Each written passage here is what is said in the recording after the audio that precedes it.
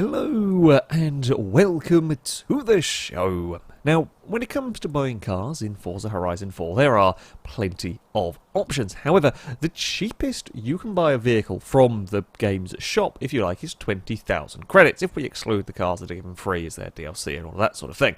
So the cheapest you can buy is 20,000 credits.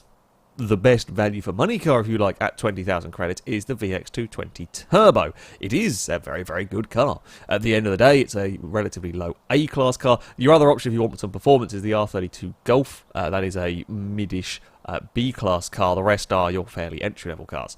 Now, you do have the auction house. The thing is, for a long time, the auction house was quite sort of price controlled. There was a minimum amount you could set as a starting point for a lot of vehicles. However, a recent update has changed how it worked, which got me thinking, what is the best value for money cars we could find?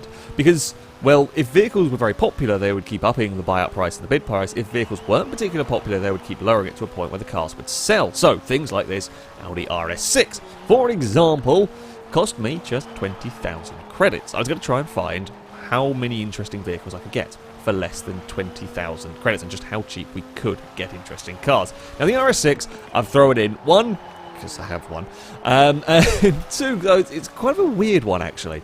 This 20,000 credits actually isn't a particularly unrealistic amount of money. Hell, it's about what I paid for mine.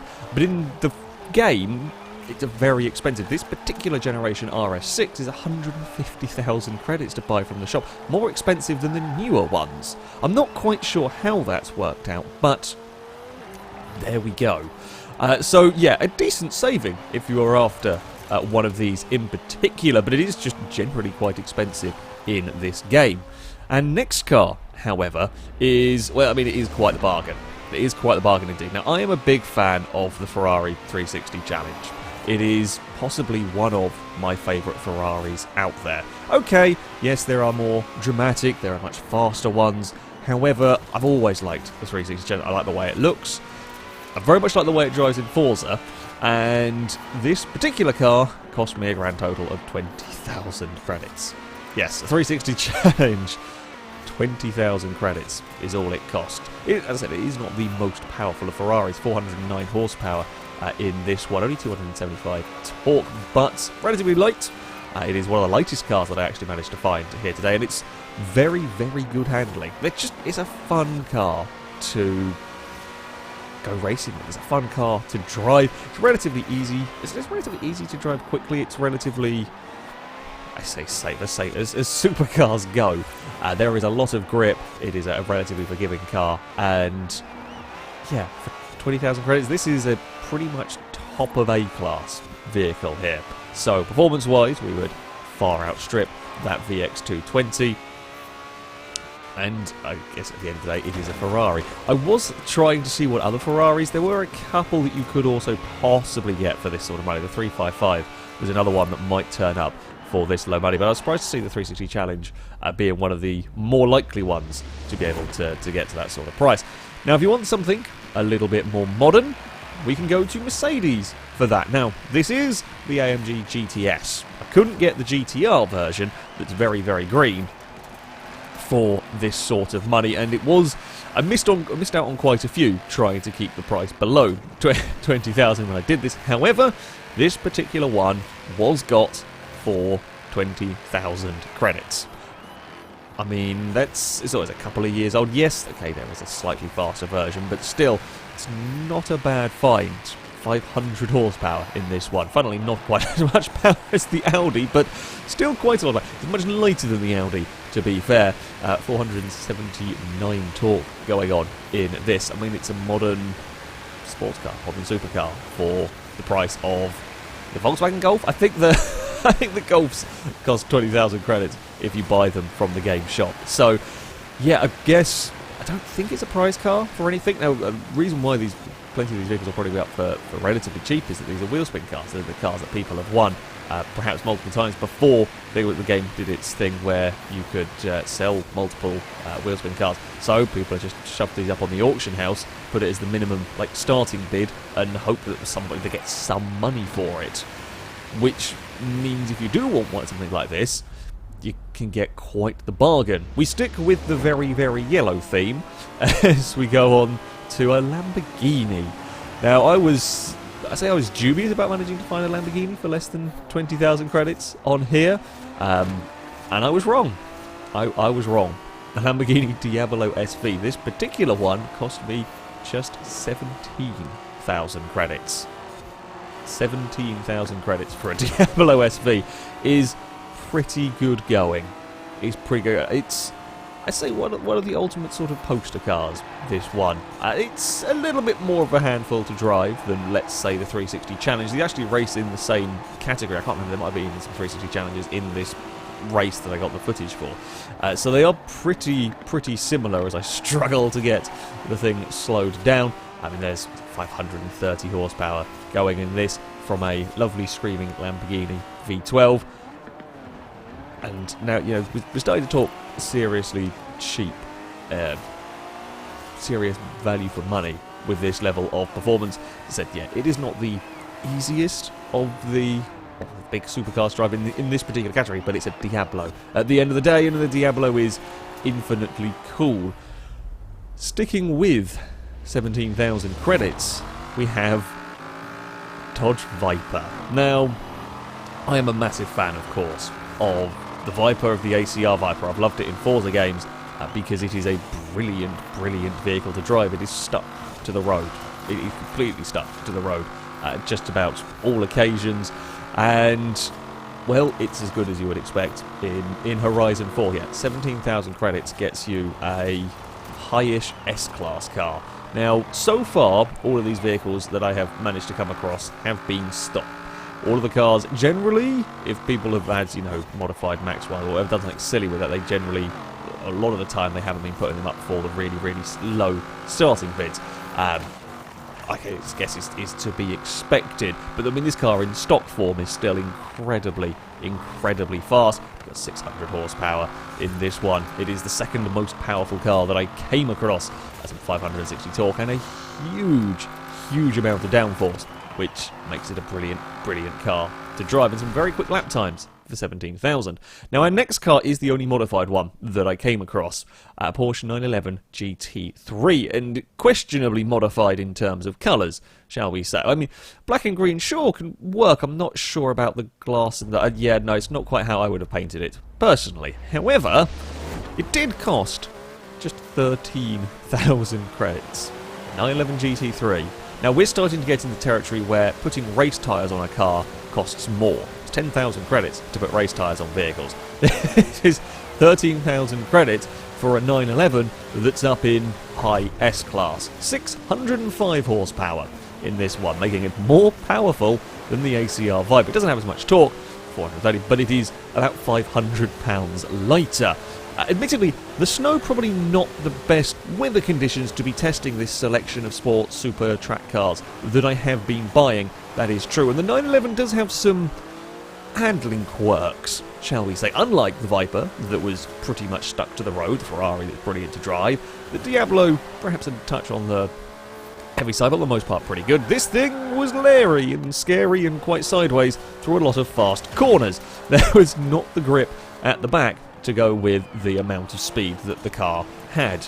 I don't know what there was in terms of upgrades on this particular car. I'd imagine mostly power, judging by its PI. Might be a little bit of handling, but yeah, there's no Forza Aero. It certainly shows quite a wiggly car. We go across to the States once more for a Camaro, the Z28 Camaro. And things start getting quite silly cheap now. This car, 8,000 credits.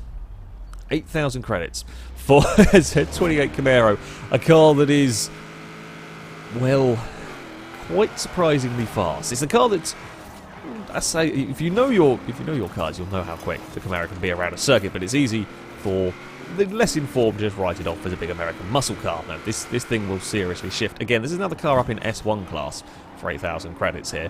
It handles as excellently as you would expect. Again, we've got some 500 horsepower in this car. 505 horsepower for 8,000 credits. Again, this is... the whole car here was cheaper than a set of race or rally tyres. That is some serious some serious value for money in this one. Yes, it is one of the heavier cars at £3,800. I think actually the second heaviest car behind the RS6. Doesn't really feel it though. It's things like the Diablo feels slightly heavier, or certainly less agile than this. I mean, I took the Camaro to one of the nastiest circuits you can find in the damn game, and this thing is very, very good. It's very good indeed. Certainly in stock guise, it will cause plenty of trouble to much more expected, much more usual track cars with a big dive at the inside of an Aston Martin. For 7,000 credits, we can go to quite the opposite end of the spectrum here. The Alfa Romeo 4C. Now, it might not quite be everybody's cup of tea in terms of looks. There are plenty of people who, it turns out, don't like the 4C. I do. I'm not sold on the headlights. Headlights are always a little bit weird on the 4C. Otherwise, fantastic little car, this one. It is the least powerful of all the vehicles we have here. A mere 240 horsepower. I mean, it's still quite a lot of power. And it would still comfortably beat the VX220 if they were to have a race. And as I said, this cost 7,000 credits. That's all for the Alfa. I wish I could find an Alfa 4C. I mean, a lot of these cars, I wish you could find the real-life equivalent for that sort of price. It is the least powerful car here. It is the lightest at at just £2,000. So, corner speed is very good. Yeah, ultimately, top end will suffer a little bit, but you're still going to have 7,000 credits worth of fun. But most definitely when you get to the corners. Now, I tried with these vehicles not to pick cars that were specific prize cars for like events for leveling up and so on, as of course everybody has them, so they become very, very common. But you know, so the wheel spins is probably where you will have found a lot of these vehicles. The Corvette that we have coming up next. I mean, this from the game, this just in general, if you like, is a pretty damn good value for money car. I mean, quite a few, like the Camaro Z28, the ACR Viper, are pretty good value for money cars, performance-wise, to begin with, when you're buying them new. At 4,000 credits, this Corvette is, well, quite... I mean, 4,000 credits maybe gets you an exhaust upgrade. I think there are engine upgrades, like just one singular engine upgrade that can cost 4,000 credits. And for this, we get to 400 horsepower Corvette. I've always liked the C5 here. It's a nice looking car, it's a nice driving car. As I said, it is a generally go-to value for money vehicle if you're looking for a lot of performance, for not too much money, a car that'll go pretty quickly in a straight, pretty well around the turns. You can't really go wrong with the Corvette. But yeah, 4,000 credits for all of this performance. I was a bit surprised, but I knew we were going to be able to get some cheap cars in this, and you were going to be able to get some pretty... I was hoping to get some pretty decent machinery for not too much money. That's the point of the video, but I wasn't perhaps quite expecting this level of car for such a small amount of money. Tried to go around the outside of the Firebird, not quite made that one work for the Chevy.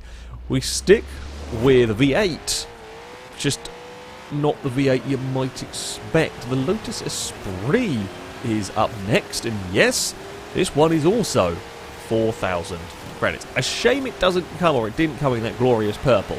There is a purple colour that goes on the Lotus Esprits in Forza games. I presume it was one that was offered from the manufacturer. I've just never actually seen a real Esprit in that colour. That is absolutely fantastic. It's the reason why I want purple cars pretty much in real life, if you like. So yeah, shame it's not that. Shame it's still the basic thing, but yeah, the Esprit V8 is always an interesting little bit of an oddball sports car. This one can be very, very fast. It was my go-to sort of PR stunt in previous Forzas because you could whack a massive engine in it and make it pretty much good at everything. I mean, this is still, again, a standard car. It's 350 horsepower, though. It's still certainly no slouch. I mean, performance-wise, we're around similar kind of levels with the Corvette. These are both A-class cars, relatively decent PI'd A-class cars. This actually goes in the same category again. It's like the retro sports car, retro supercar category. This goes with the Diablo and the Ferrari 360 in terms of the races. Our final car is a BMW. And not everybody I do like the Z3M. It's weird, and that's why I like it. Not everybody will like the styling of the Z3M, but I think that's okay. It's something a little bit different.